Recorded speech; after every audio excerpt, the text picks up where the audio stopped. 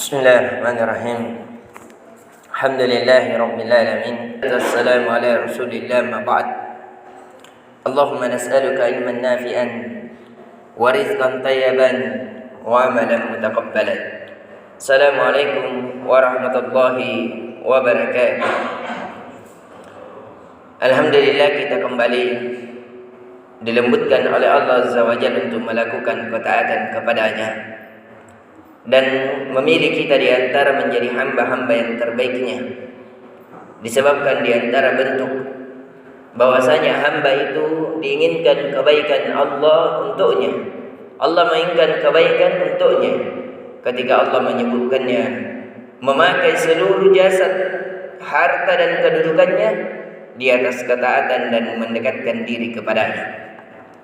Dan di pertemuan kali ini kita memasuki dari Ashabul Ukhdud, sebabnya sebagaimana yang kita bacakan di sholat kita tadi. Yang pertama, sebagaimana yang telah kita sebutkan bahwasanya penyebabnya adalah seorang anak kecil yang diajar oleh raja, yang diinginkan di kedepan hari menjadi pendamping raja, makanya diajari sihir. Akan tetapi anak tersebut ternyata beriman dan akhirnya tidak tercapai cita-cita raja. Bahkan hal yang sebaliknya, anak ini sudah terkenal sampai-sampai anak ini sudah mampu menyembuhkan yang sakit, menjadikan melihat yang buta. Akan tetapi dengan syarat mereka ingin beriman kepada Allah Azza wa Jalla. Dan tersebut telah dibunuh dari gurunya, begitu pula dari sahabat raja yang telah disembuhkan karena keimanannya. Kemudian kita juga sudah jelaskan tentang anak tersebut. Raja tidak ingin membunuhnya, akan tetapi raja mengancamnya agar dan memberikan peluang-peluang agar dia ingin kembali murtad dan kembali berada di kedudukan raja. Akan tetapi raja sudah memberikan pasukan untuk membunuhnya di gunung, akan tetapi semua pasukannya mati, tergoncang gunung dan kembali anak itu kembali kepada raja. Begitu pula pasukan yang akan menenggelamkan anak ini di laut, namun Allah menenggelamkan seluruhnya dan menyelamatkan anak tersebut. Akhirnya anak tersebut kembali lagi kepada raja. Kemudian anak ini memberikan syarat kepada raja, innaka lasta biqatali hatta taf'al ma amuruka bihi. Wahai raja, sesungguhnya engkau tidak mampu membunuhku kecuali kalau engkau melakukan apa yang saya perintahkan, ataukah cara menunjukkan cara yang saya perintahkan agar membunuhku. Maka raja mendengar, yaitu dengan syarat engkau mengumpulkan seluruh manusia pada suatu tempat, kemudian engkau mengambil kayu, yaitu menyalibku. Kemudian setelah semua manusia berkumpul dan kayu yang telah berdiri, maka ikatlah saya di kayu itu dan ambillah sebuah panah. Kemudian engkau berkata, Bismillahirrahmanirrahim. Dengan nama Allah saya memanah atas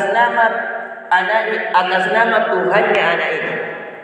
Jadi dia diberikan petunjuk oleh anak ini agar dia kalau ingin dibunuh, kalau cuma pasukan seluruhnya tidak akan bisa. Mengapa? Karena kalau dia berdoa kepada Allah langsung diijabah. Sebagaimana dua pasukan. Akhirnya raja mengumpulkan seluruh manusia dan membuat kayu. Akhirnya anak ini disalib, diikat tangannya dan kakinya di sebuah kayu. Kemudian raja mengambil sebuah panah, kemudian memanah anak ini dengan mengucapkan dengan suara yang keras, Bismillahirrahmanirrahim. Dengan nama Allah, di atas nama Allah dan Tuhan dari anak ini.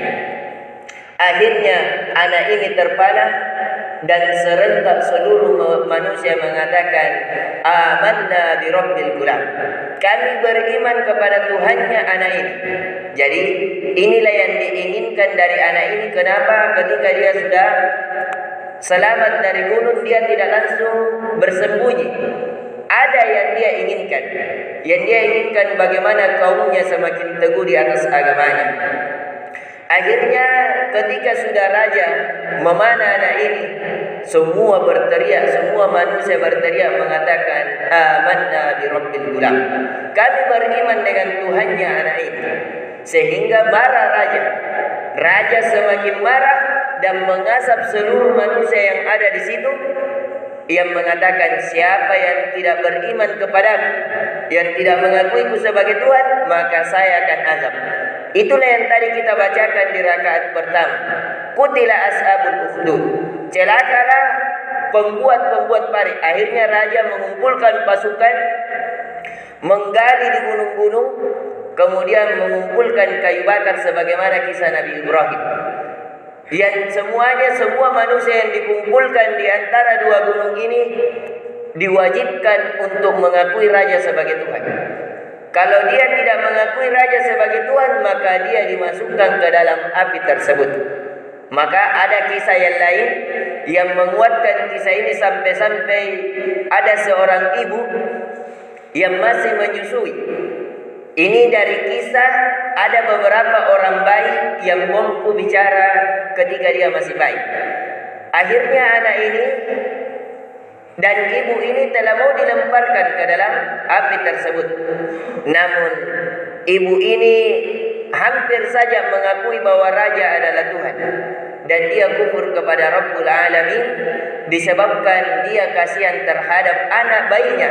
Tiba-tiba anak bayinya bicara, mengatakan kepada ibunya, "Isbiri ya umma fa innaka 'alal haq." Wahai ibuku, bersabarlah. Jangan takut dengan api itu, karena sesungguhnya kita berada di atas hak. Artinya, kalau dia mau mengasap kita, insyaallah surga telah menanti kita. Ini disahihkan dalam hadis yang sahih tentang ada beberapa anak yang mampu bicara ketika bayi. Salah satunya adalah anak yang ketika ashabul ukhdud, kemudian anak yang berbicara tentang kisah Nabi Yusuf tentang kebenarannya waktunya dituduh berzina, sebagaimana yang telah kita kisahkan, dengan anak yaitu Nabi Isa alaihi salam. Jadi ada 3 anak yang mampu bicara ketika dia bayi. Sebenarnya 4, tapi saya lupa yang satunya. Yang pertama adalah dari kisah Nabi Yusuf alaihi salam, anak bayi dari keluarga istri raja. Yang kedua, anak bayi yang mampu bicara adalah Isa bin Maryam. Yang ketiga, anak bayi yang akan diasap mamaknya dan hampir keluar dan mengakui raja sebagai Tuhan di ashabul ukhdud. Akan tetapi tiba-tiba anaknya berbicara, mengatakan, "Isbiri ya umma fa innaki 'alal haq." Wahai ibuku, bersabarlah, sesungguhnya engkau di atas kebenaran. Insyaallah di pertemuan selanjutnya, inti dari pelajaran di subuh kali ini bahwasanya anak ini dibunuh dengan cara dikumpulkan seluruh manusia, kemudian dia disalib, kemudian dipanah, dan dipanahnya ini atas nama Allah Azza wa Jalla. Yang akan kita ambil pelajaran insyaallah di pertemuan selanjutnya, bagaimana seseorang merelahkan jiwanya agar agamanya terang benderang. InsyaAllah ta'ala di pertemuan selanjutnya, semoga Allah memudahkan kita kembali untuk mengambil faedah-faedah dari kisah ashabul ukhdud. Subhanakallahumma bihamdik, syada la ilaha illa anta, assalamualaikum warahmatullahi wabarakatuh.